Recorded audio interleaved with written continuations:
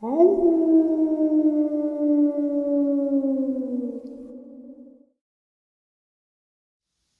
greetings and salutations, everyone. I hope everyone is doing well today. Wow, it is Saturday again, and the week went by very quickly. Tonight is Saturday Nightmares, live from New York, 12 a.m. Eastern Standard Time. I hope to see you all there. We have a lot of fun, share some experiences, a lot of crazy encounters, and some horrific, funny encounters that are actually not real, like a comical lot lizard experience, the evilest cryptid of all. But that is not why we're here right now. We are here because a subscriber had asked, Jeff, have you ever talked to anyone who had a Dogman experience that was like a train engineer or a conductor? And ironically enough, it was last Saturday when someone did. And I said yes. And here is that interview. Before we get into it, though, a couple links. As many of you know, I rely on Patreon, PayPal, channel membership, and the merch to help the channel to continue to grow and go. Links to Patreon, PayPal, and channel membership is in the description below. Merch displayed directly under the video. Also, Dogman Frightening Encounters, Volume 1 through 3, the audiobook versions. They were written and researched by Tom Lyons, narrated and produced by me, Jeff Nadolny. Those audiobooks are available on Audible, Amazon, and iTunes, links to which are also in the description as well. And finally, last but definitely not least, if you'd really like to help support the channel to continue to grow and go, simply subscribe. It does not cost a cent. Click the like button, takes half a second. If you don't want to miss out on any of the informative uploads I put out daily, click that bell icon, and folks, please leave a comment and share the video. Why? Well, because all of these things really do help this channel to continue to grow and go. They are appreciated, and they definitely matter.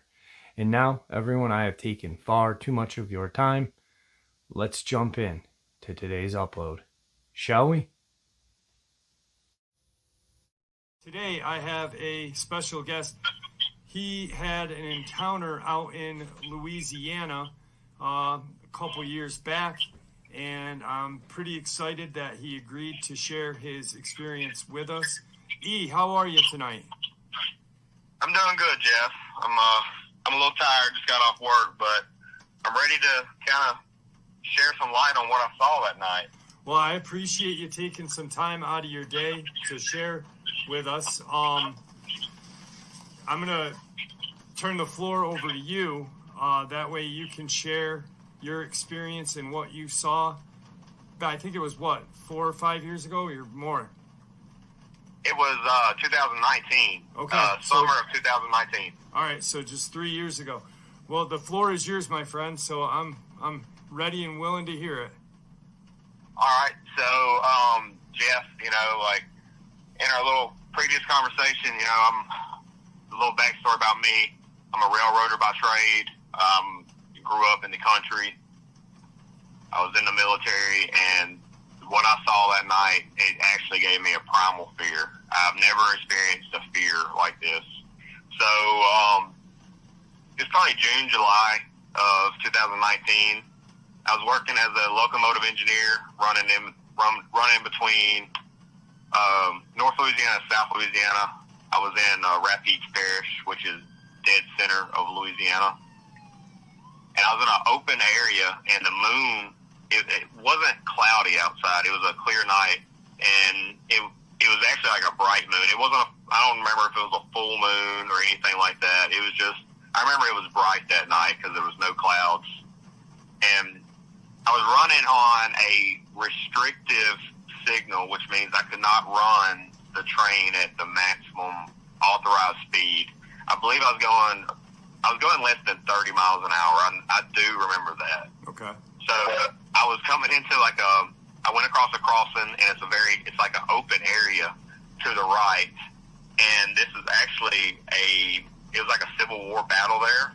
So like they've got got like those signs that's got like a monument stuff, like not like an actual monument, but they got a sign up that could like a battle of so and so, like a little like a stone sign, like a historic thing happened here. Yeah, okay.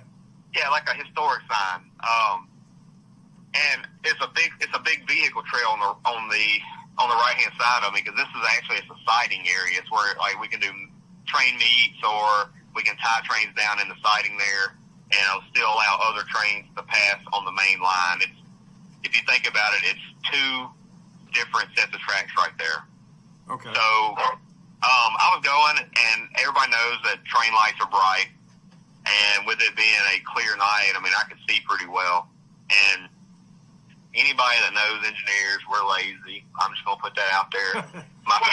My feet were propped up, and I was actually eating gummy bears, because that's what I do to stay awake instead of drinking energy drinks. So as I was coming up on this location, you know, I saw something walk across the tracks on all fours, and I know my territory, so I know like how far like certain places are from when I see it. And I knew, I was like, man, that's like 200 yards up there. And it looked to be something big. And we do have bears where I'm from, but you very rarely see them. Okay. But the way it walked across the track, it was almost like it was blurry. Right. Like it, you know, like the light would hit it from my train lights, but it would kind of like refract around it, if that even makes sense. Yeah, yeah. So, man, I sat up in my seat, and I went ahead and I started setting some train brakes, because I was like, man, what the hell are we looking at? And like, you know, I had plenty of time to slow down, so I set some train brakes, which is it's called setting air, and I come off a throttle, and I was digging in my backpack. We call them grips. I may say grip later on. A backpack's called a grip on the railroad. I was digging in my backpack or my grip, and I was looking for my flashlight, because I carry a bright flashlight when I inspect my locomotives prior to departure. And my conductor was like, man, you're tripping. I don't think you saw what you think you saw. And I was like, man, whatever. So he opened the window, because it crossed from my right to my left. Really Engineer quick, sequence. Now, when you saw this, I'm not familiar with like the setup of a locomotive in the front. Is there like a windshield, so you saw it like straight on, or?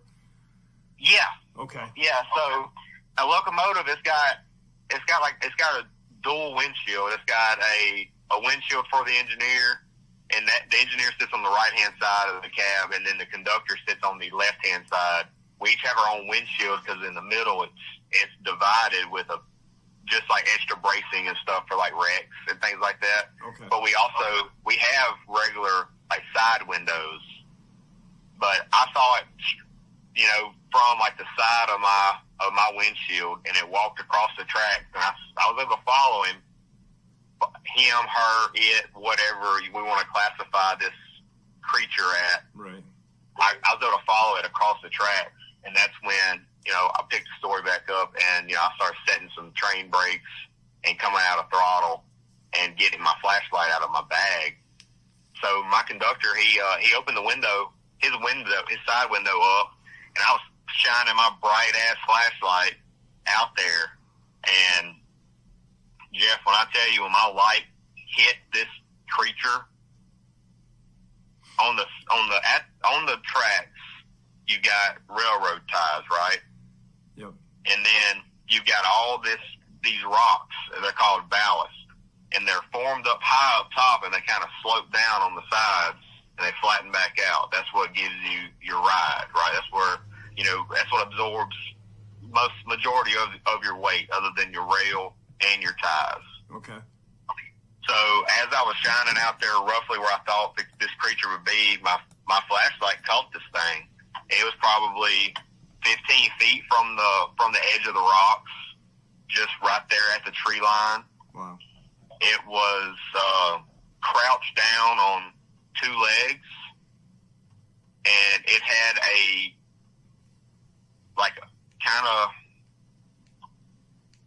like a backwards knee, kind of like a dog. Okay. but it was crouched down, and it had a human-style torso. I saw pectoral muscles, I saw shoulders, I saw deltoids, I saw a regular neck. Everything was darker in color, and I saw shaggy fur, probably 3 to 4 inches in length around his shoulders and his neck area. I really didn't pay attention to the chest about any fur, right? Because what got me is whenever I noticed that it had an arm stretched out. It had one arm kind of like not like on a knee, but not directly like putting the weight straight down, like in between his legs onto the ground. It was kind of like balanced per se, but it had an arm stretched out and it around a small tree, and you could see where his fingers were wrapped around the tree. And the facial features of this creature, it had taller ears. It had like a yellowish orange eyes, and it had a muzzle, and it had teeth. And the way it looked at us whenever we came by, because I looked it dead in the eye because I was scared to death, it looked like it was ready to pounce, but it put a fear in me like I've never had. I have been in combat. I have grown up in the woods, hunting and fishing. You know, I have walked trains in the middle of the night before as a conductor, before I became an engineer, and heard coyotes cutting up in the woods, hearing all kinds of movement behind me on the ballast, and found out that it was wild pigs. Nothing has scared me like looking that creature in the eyes. Right now, I have got chill bumps all over my arms and neck just describing this creature again. Right. I appreciate you taking time, like I said. Now, the eyes, was there like a shine from your light on the eyes, or did it look like their eyes kind of like glowed on its own? It was more of a reflection from my light, but I've never seen something have a refraction, but like with a yellowish orange. Right. You know, it was kind of like when the sun's going down and it's getting almost where it's about to, where you're not going to see the sun anymore, that real like bright, burnt, yellowish orange. Yep. That is the color reflection that I had with my light. And I was running just a regular, I think it's like a Bushnell, like 2000 orange. Yep.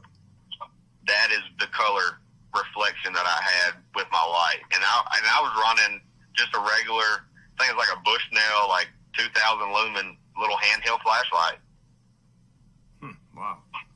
Yeah, nothing special. I mean, it wasn't like a special light or anything like that. It was just a regular LED bright lumen flashlight that put out a white light. Right.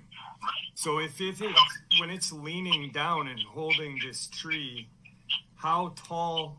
Obviously, it's crouched. How tall would you say it would be at that time?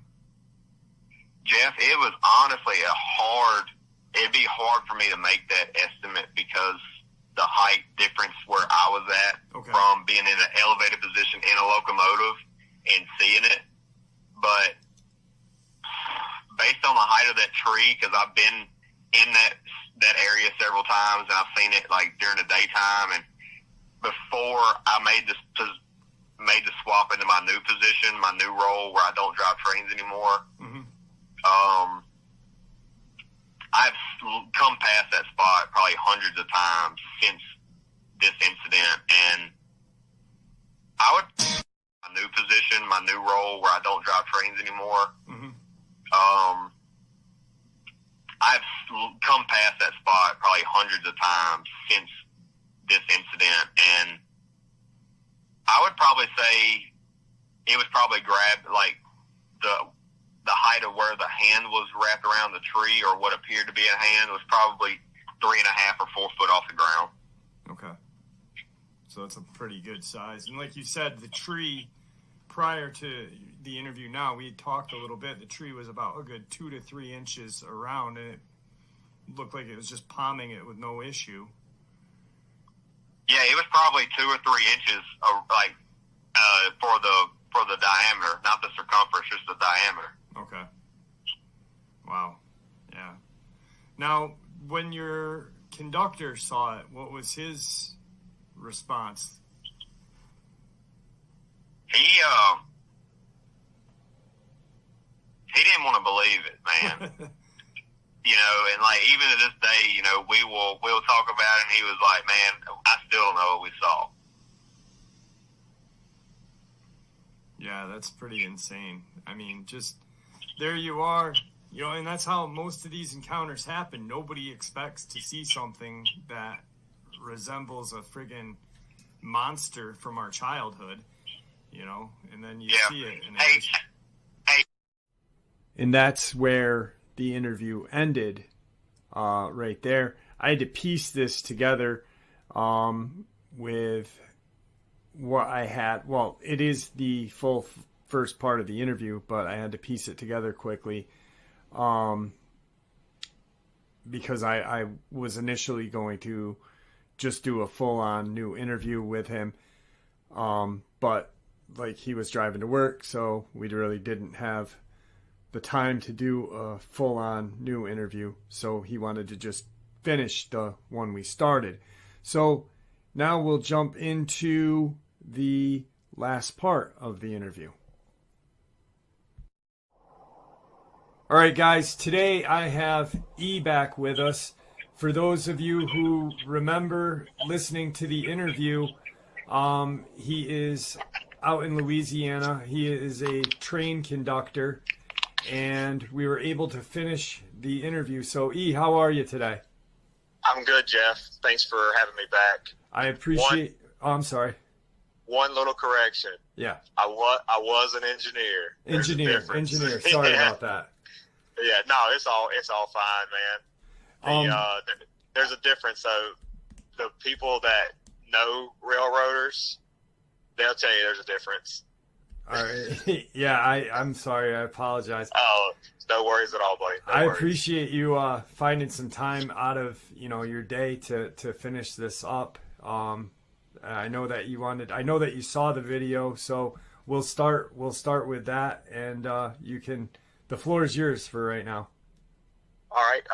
So everybody that's watched and listened to the first video, thank you. I was truly amazed. I've been really immersed in work lately, and I actually watched the video this morning, and I saw all the comments, all the views. Unfortunately, I'm not able to discuss the railroad that I work for, just due to my current position, and I'm sorry for the guys that were wondering who I work for, and for the lady that lives in, I believe it's a lady, please forgive me if I read the name wrong, that lives in Rapides Parish.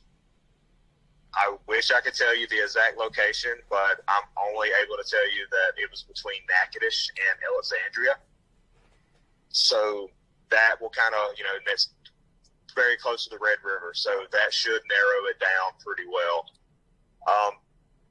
The main thing that I want to say is just thanks, Jeff, for giving me an opportunity to come out and talk about my experience. I know I'm saying a lot, and I apologize for that. That's fine. I'm really lost for words. I never thought that I would get any type of interview just from seeing a creature while I was at work. Right. So I've told several people about this, and the people that grew up hunting and things like that, a lot of people where I'm actually from in Central Louisiana has also heard and seen things in the woods that they couldn't explain. And I wish that I had the skills that Jeff has, so I could actually sit down and record with him. I'm too busy. Right. Yeah. Yeah. You are a busy guy.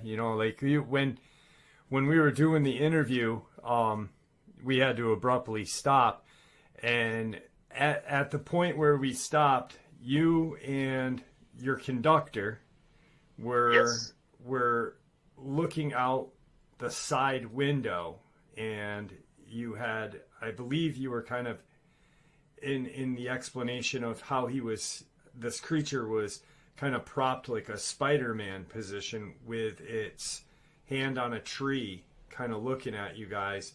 What happened after that? Did you guys just roll by it? Did it, and that was the end of the sighting? Yes, that was after we went past it.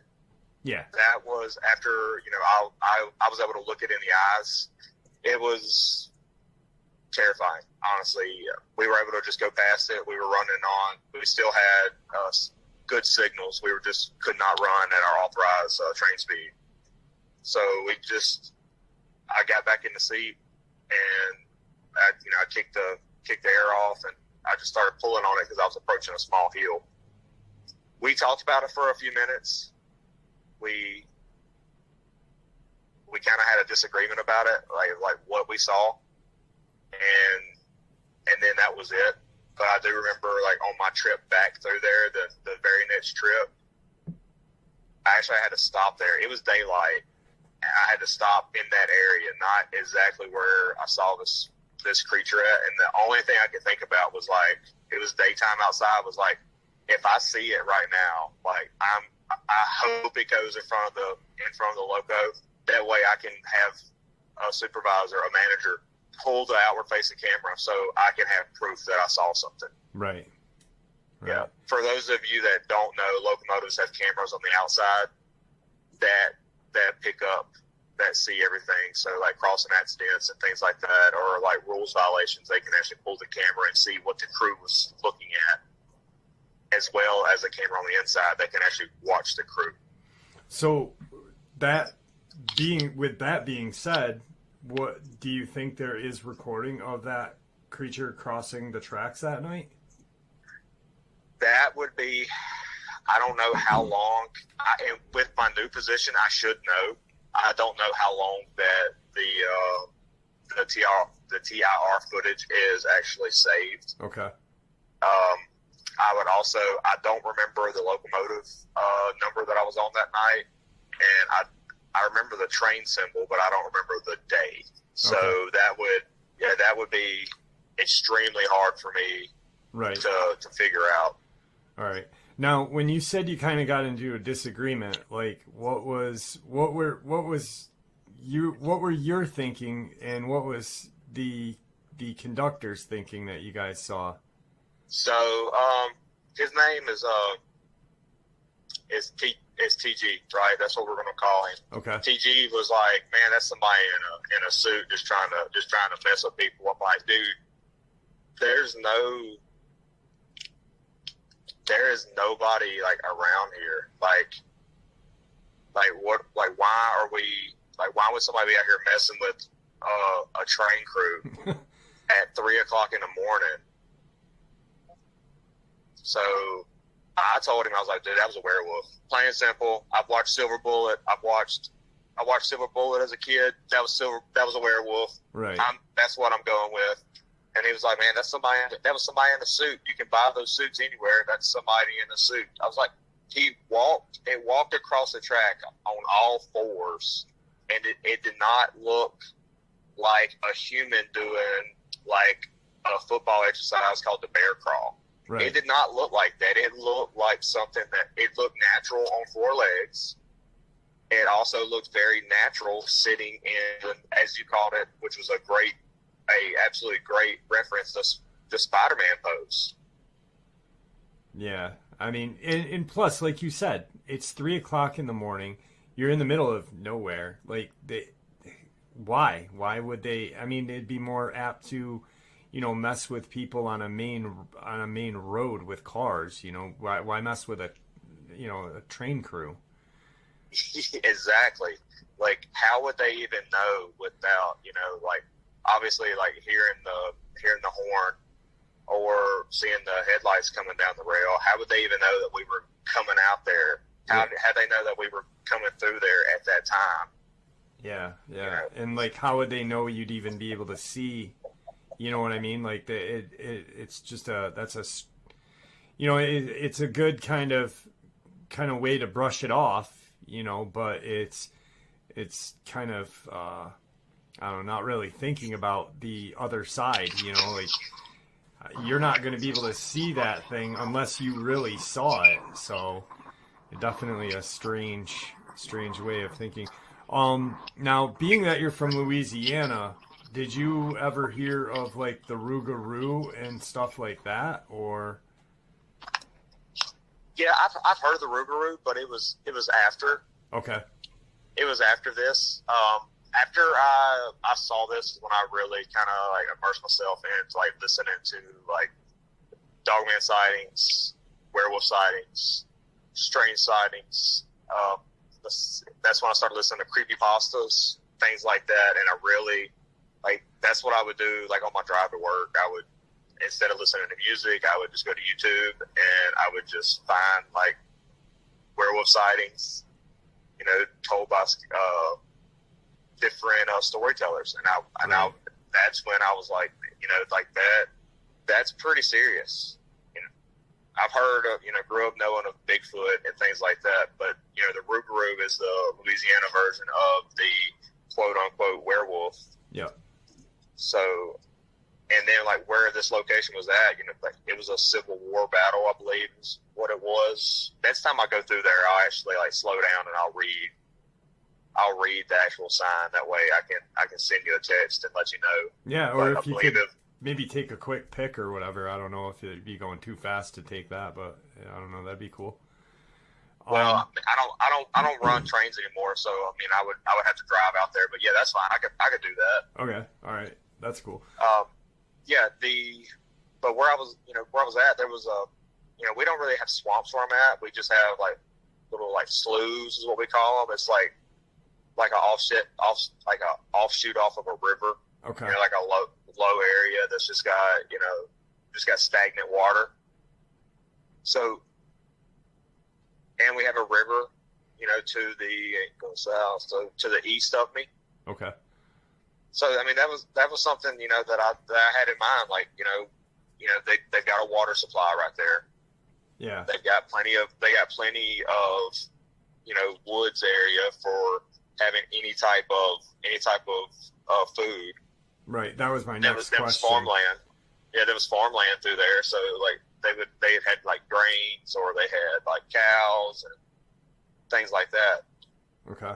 Wildlife and stuff like that. My question was going to be like, you know, how deep would the woods be in the area? So obviously there is a lot of wooded area for it to hide and, you know, just, you know, hunt for food. You've got water. You're easily accessible to, you know, because it seems like they use waterways or, you know, a lot of times train tracks or railway, you know, to commute, because, you know, so seldom do people go down, you know, I mean, it's not going to be walking on the side of the road. It's more apt to walk on a train track, kind of on the side of a train track with woods, you know, so. Oh, really? Okay. I mean, that's a good point. I mean, that's what I would do if I had to travel somewhere and I didn't want to be on the road. Right. Yeah. I mean, I've heard of a couple encounters where they've seen them on like train trestles and stuff like that, walking. Just, you know, because you're away from people, you're less likely to be seen.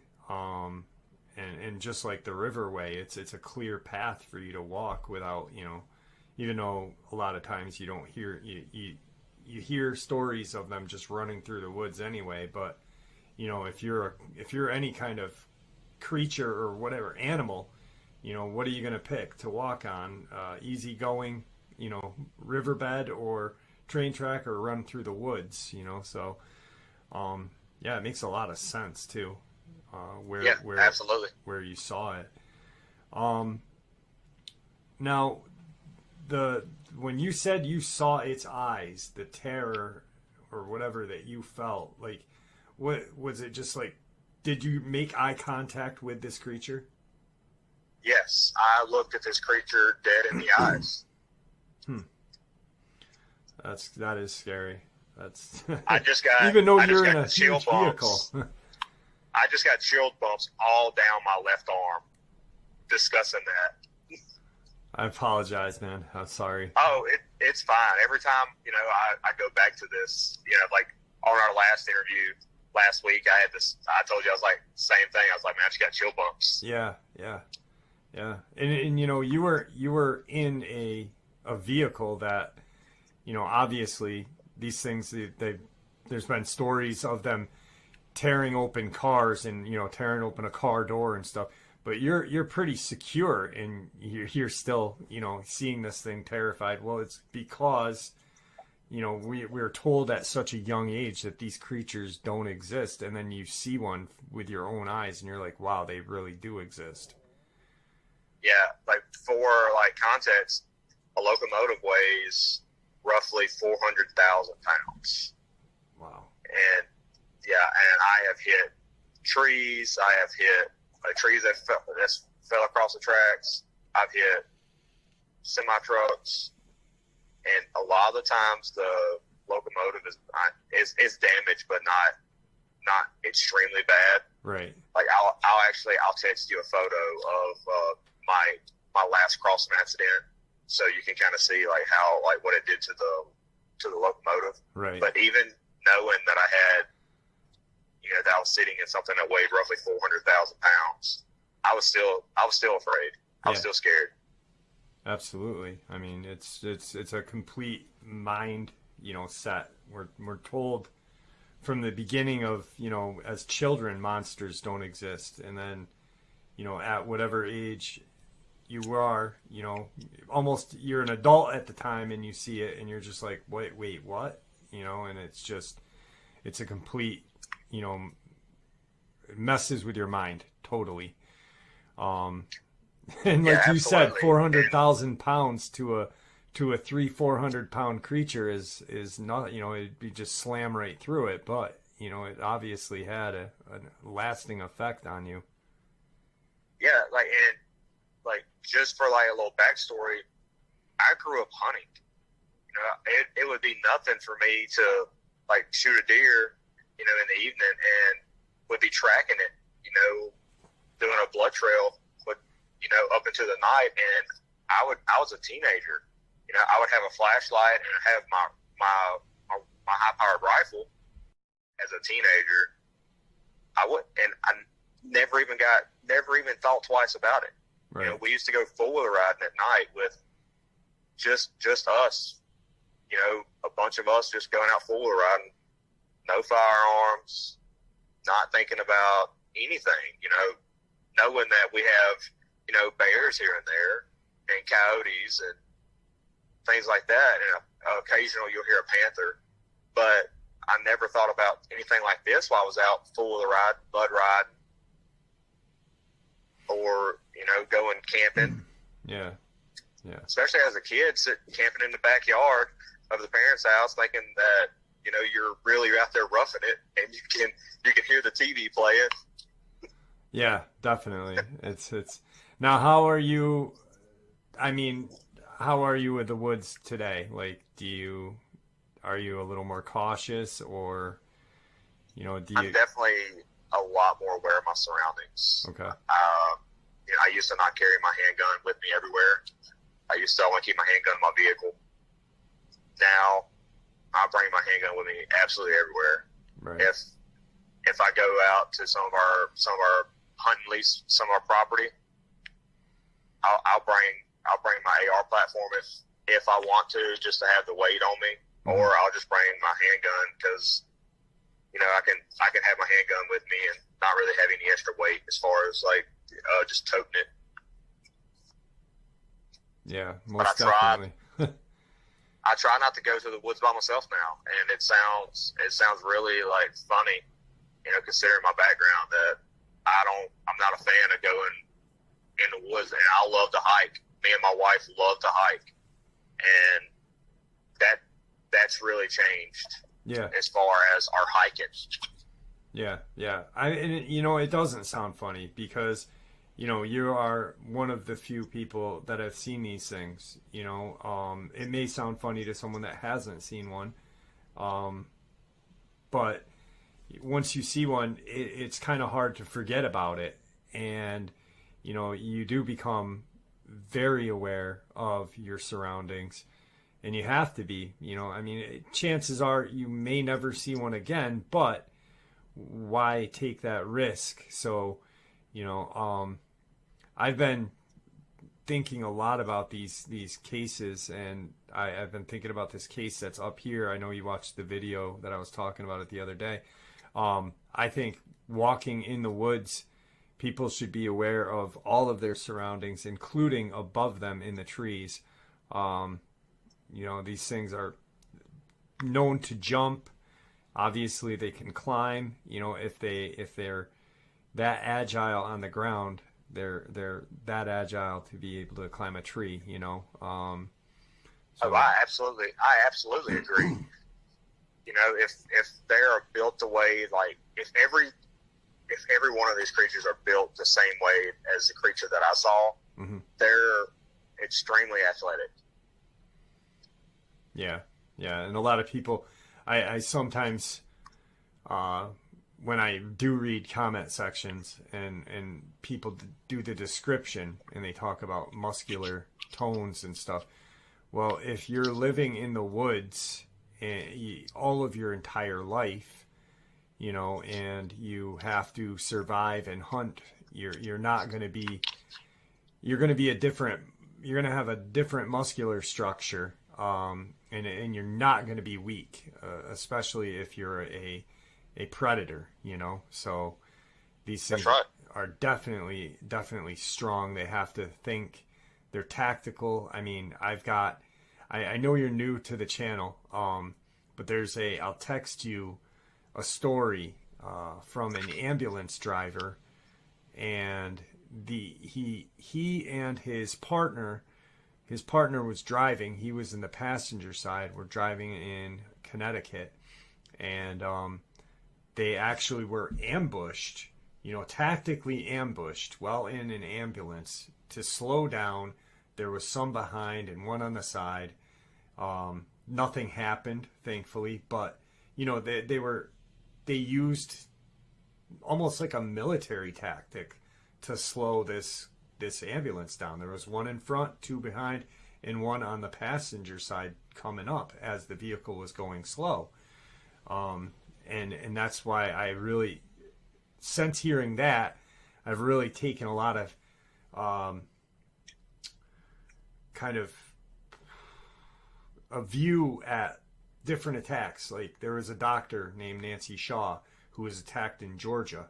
Her car was found on the side of the road, her driver's side door open. She's on the opposite side of the road in a ditch and tore up. No explanation, but then I go back to hearing, that ambulance story, and I'm like, wow, I really think these things, did like an ambush thing. They're very smart.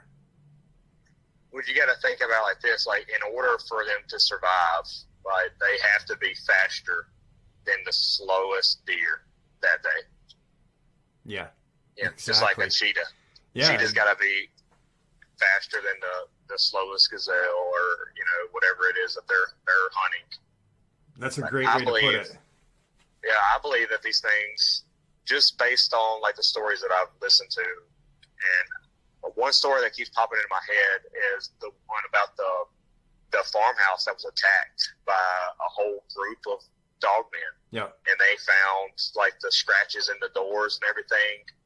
I can't remember where it actually was, but I watched it on another channel. In Maine? Was it the one in Maine? Yeah. Yep. It was on that guy's channel we were talking about earlier. Yeah. Yeah. And that to me was like, that was straight up like they were, scratching at one side of the house, but they were really working to get in at the other side. Like, all of your attention was over here. That was brilliant. That's thinking like how a human thinks. That's thinking like somebody that's got, intelligence. Mm-hmm. Yeah, it's absolutely. And it's when you hear the ambulance story, you will literally, it's almost like a militarized ambush. Just how they put one out front to slow the ambulance down or to distract it. Then as it slowed down, two came out from behind it. and then one on the side.